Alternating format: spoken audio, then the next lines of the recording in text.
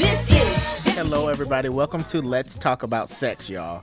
The Hands United podcast where we talk about everything public health. I'm Demetrius. I am the CBA Operations and Program Manager here at Hands United. Hey y'all, my name is Kendra. I am one of the specialists here, CBA specialists here with the Hands United team. Hello everyone, this is Shayla. I'm the manager of monitoring, evaluation, and learning. Hi everyone, my name is Carla Mena and I am the director of CBA Operations. Hi, my name is Karen. I'm also one of the CBA specialists here at Hands United. Okay, so first off, I want to kick it off by just thanking you guys for being here. So a large amount of what we do, actually the soul of what we do, is capacity building. And for a lot of people who aren't necessarily just in the know of what capacity building is, it's always a question of what is it? So today we kind of want to take the time to digest that a little bit. We're going to talk about our own personal experiences and what that looks like in terms of capacity building versus training versus any other kind of connections that people may have. So I kind of want to pose a question before we start. Simply, with everyone who just talked, what is your experience with capacity building? I know for me, before I came to Hands United, and I learned this since I've been at Hands United, I was doing capacity building. I was increasing people's ability to do certain things and increasing their skill sets. I just didn't have a formal name to it. So now that I'm at Hands United and doing the work, I realize that I've been doing capacity building. That, by the way, y'all, if we refer to it as CBA, that stands for Capacity Building Assistance. We're talking about capacity. So those two are interchangeable. But before I came to Hands United, the type of work that I did and the people that I helped in the way that I helped them was actually capacity building. Can you guys talk a little bit more about your experience with capacity building, if any? Thanks so much, Demetrius, for giving us an insight of what capacity building is. I personally don't have direct experience with capacity building. However, I have done facilitation and implementation of different programs, as well as managed several different programs as well. So coming into this role, it is something that I am excited about, and something that I can offer my expertise on, having a background working with adolescent parents to working with just child and maternal health altogether. I'm super excited to offer that. In my previous experience with capacity building, it wasn't quite capacity building.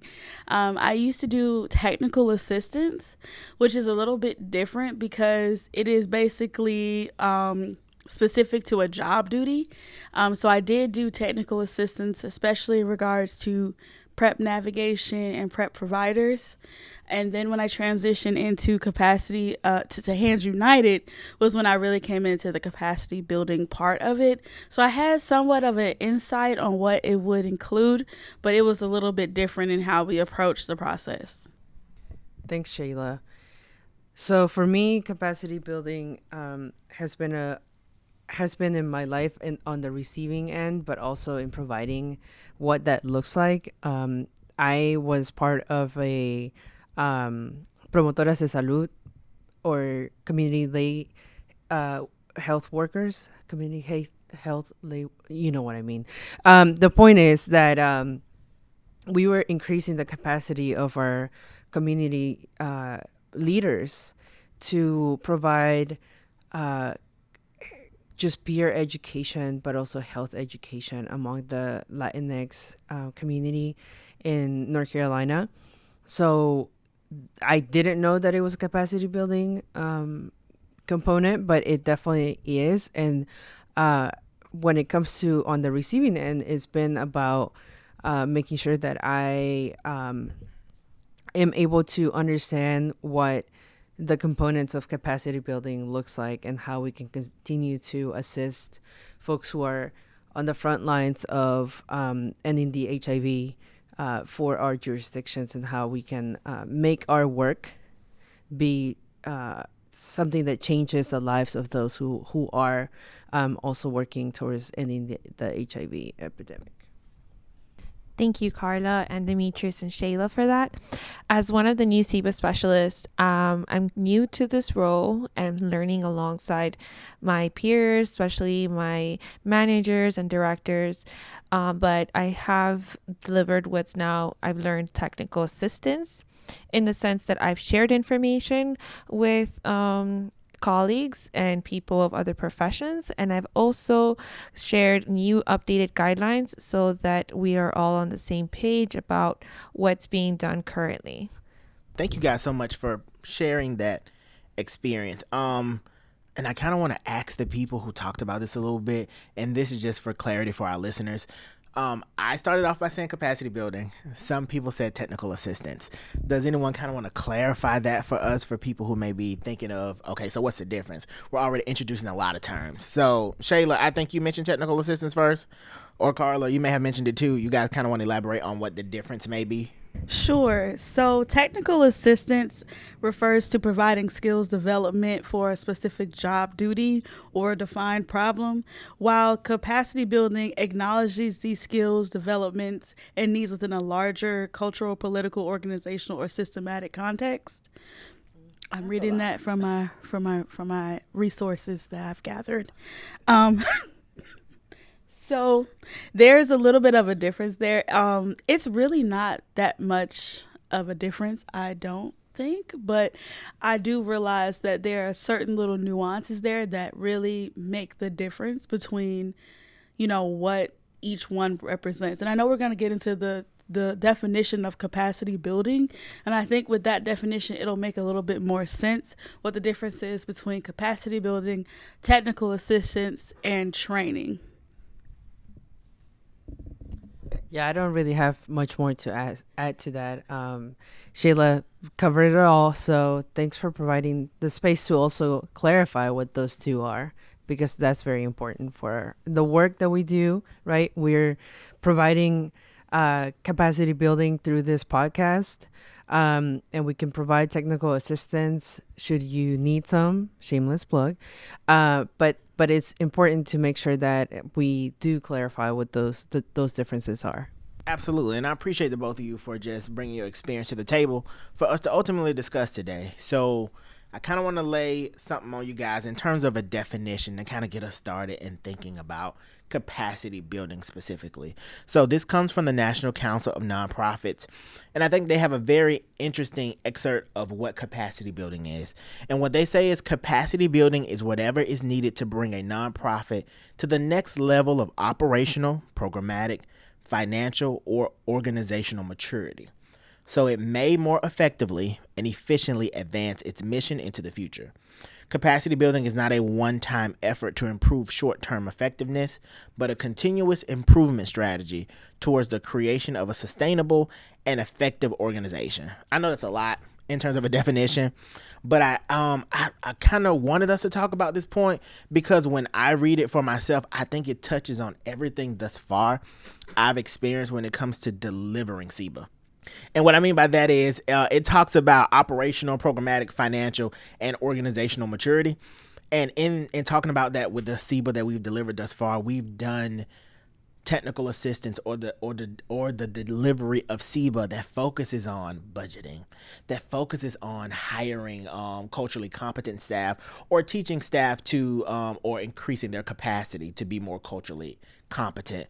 I also think that it talks about structure. It talks about the way in which you operate and how you're able to reach your goals, which is important for any organization, but specifically in the avenues that we work in, specifically among community-based organizations that serve the populations that we really want to help. So I kind of want to get you guys' thoughts on that. I know it was a lot. If you need me to reread it or touch on some high points or whatever, we can definitely do that. But I kind of want to get everyone's opinion on what you thought about that definition.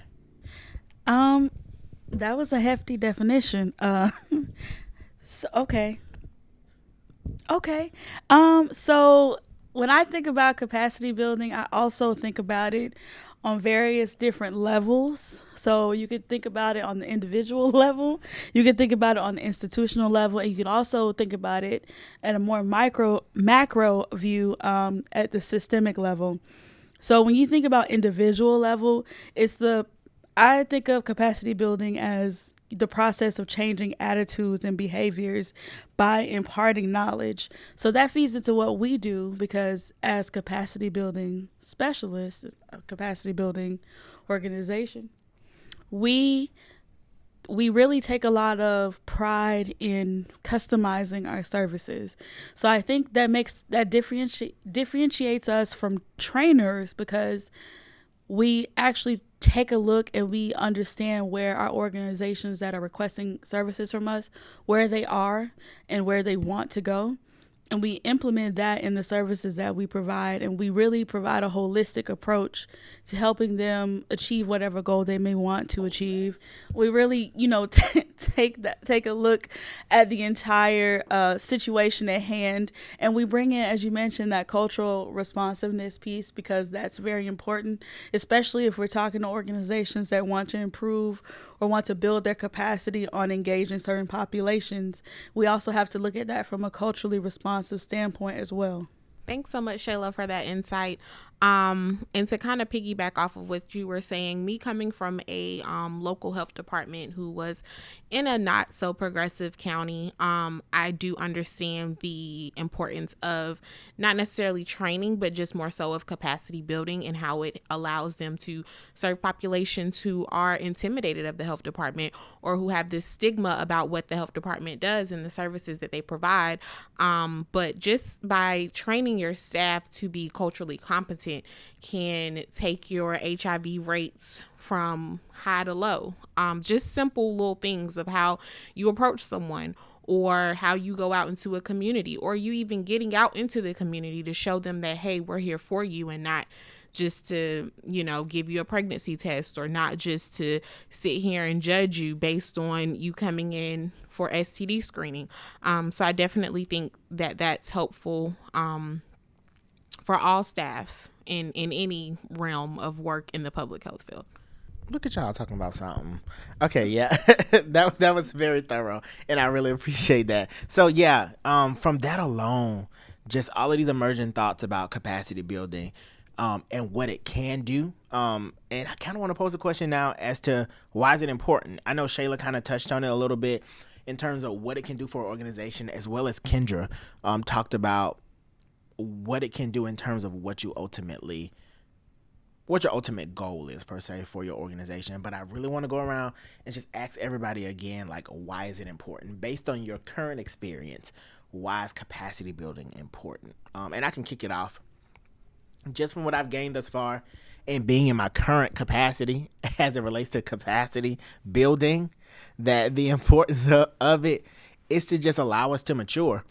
If you don't continue to increase your capacity or your ability to perform tasks as an organization or even as an individual, you kind of become stifled. You've mastered what you need to master, and you don't recognize, or you haven't recognized that, you know what, I probably can do this better if I increase this particular skill set. I can reach a different set of people or the same people more effectively if I increase this skill set. So I think it's important in terms of just maturing yourself as an organization and as an individual. Does anybody else have anything else they want to add to that particular idea? I think what's important to me about capacity building is we've seen that in some populations, HIV rates are going down, but in others, they are not. So the point of capacity building is to increase the knowledge and the skills and attitudes of organizations to be able to provide better services and to reach certain populations. So by increasing capacity, you're increasing the ability of an organization to reach populations that historically have been underserved when it comes to HIV prevention. So those populations are, things that we talk about all the time in public health: Black MSM, Latinx MSM, Black women, Latinx women, women in general, honestly, the trans community. There's so many disparities.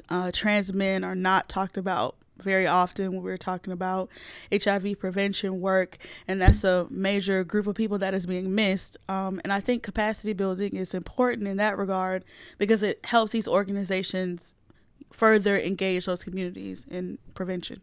I would just say that, as Demetrius mentioned earlier, thinking about our end desired state, as in, where are we trying to go? and that can change depending on the program, depending on the funding, depending on the funding cycle, on the available or not available funding. But really, that CBA or capacity building assistance is important in thinking about where we can go next, in thinking about how do we professionally grow and expand our growth for not just the organization, but also for our people and our teams and our communities, and making sure that we recognize as well that when folks do identify that they have CBA needs, that means that not only do they want to have the capacity, but they also want to increase their capabilities and they have the desire to do better. So, thinking about capacity, capability, and desire is always going to be important when thinking about where do we go next? How do we grow? What do we want our work to look like, our community to look like? That was really nice. Sounds like we really want to help people, which is good. we love to see it. So the next thought that kind of comes to mind based on what everyone says, we all have some type of experience with capacity building that we bring to the table, whether it's from a health department, whether we're kind of new to the field and we realized that we were given technical assistance, whether it's in our current roles being at Hands United and where we've delivered it over a course of time and we've grown very adept. Is that the word? ADPT? Adept at doing so. So I kind of want to ask the management that's on the podcast, how does Hands United deliver CBA? And in their delivery of CBA, what makes Hands United so different? If everybody's out here, touching CBA, even unbeknownst to them, why Hands United? Why should someone want capacity building from Hands United? And we can pause for a moment because y'all may need to think. You never really thought about it, but So what makes Hands United stand out, I think, is our approach to capacity building. When we first get a request, of course, we go through the whole process of triaging it. But what we also do that it may not be unique for us, may not be unique to Hands United itself, but the way we approach it is our initial call and really taking the time to figure out where the organization is in their processes before we begin to provide them with capacity building. I think that's an important thing to do instead of just going in and just, providing people with a bunch of information that they can, take whatever they will out of it and implement it in however they may. We really want to know where they are and where we can help them go to improve the services they provide or the prevention they provide. Another thing is Hands United really focuses on cultural responsiveness. We really focus on making sure that all of those marginalized communities are addressed, even so far as with our language justice program. We want to make sure that everyone is reached, even people who speak a different language, even with our accessibility focuses that we're on now lately, really trying to make sure that things are accessible for all and not just focusing on English speakers or people that, whatever a person, whatever issue or whatever barriers a person may have to obtaining information, we really work hard to try to ease those barriers and make sure everyone can receive the information we're providing and use it for the best of their organization. And what is important to highlight is that our team is composed of folks who belong to the communities that we're trying to reach. And really the providers that reach out to us and ask for our services can rest assured that the folks who are providing this information also know what it is to be the priority population, also known as the target population, right? So because of that wealth of community knowledge, street knowledge, whatever you might want to call it, our group, our team is able to provide very realistic technical assistance to set folks who are providing HIV testing and prevention services for success. And so making sure that first we acknowledge that we have a wealth of experience within our team, and also a wealth of cultural responsiveness and awareness within our team is going to be key. The other thing is that we also recognize that just because someone in the community doesn't speak the language or is of trans experience, or is something is identifying as something different than the white male cis hetero. When folks identify as something other than the predominant group of that environment, it doesn't mean that they don't have the rights to access of healthcare. It doesn't mean that we wouldn't have the right to healthcare and rights and information and education. And that because we live in the bodies and we show up in the way that we do in the world, we understand that, and we will assist those who may not come from our communities but are providing information and services to our community members to understand and see things differently, or at least we hope that they do. Those are some great points. And you guys really make Hands United stand out in that sense. And I really want to add a little bit to it. I appreciate Shayla talking about the importance of cultural responsiveness, and Carla talking about the makeup of our team. And I kind of want to combine the two. Because of our ability to be culturally responsive in the work that we do, and because of how diverse our team is, I think we're able to show up and deliver technical assistance or offer capacity building as our authentic selves. And what I mean by that is we have individuals on our team who have various backgrounds from various health departments, who have interest in maternity health, who have interest in epidemiology, who have interest in health education, who've been in the community, who are currently in school, people who have been a part of the priority population for a very long time, so that when we come to the table, so that when we have these initial calls and when we deliver this technical assistance, there's an essence of who we are outside of the work that shows up in the work that makes people connect to us, that makes people know that I'm not just teaching you how to reach this target population, I'm a part of it. My friends are a part of it. So I know that in the past when people have tried to reach them in this manner, it didn't work. So I'm letting you know, in terms of reaching my people, this is an approach that's more authentic, an approach that's more empathetic, and things of that nature. So I really appreciate you guys touching on that.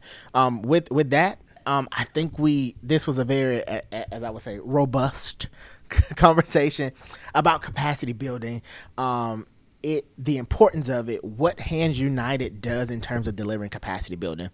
I want to thank everybody who joined us here today, and who showed up as themselves, offering your individual experience. And for those who are listening, continue to come back, continue to dial in, because we're going to continue to talk about things that are important to us here at Let's Talk About Sex, y'all, the Hands United podcast. Thank you. I wanna talk about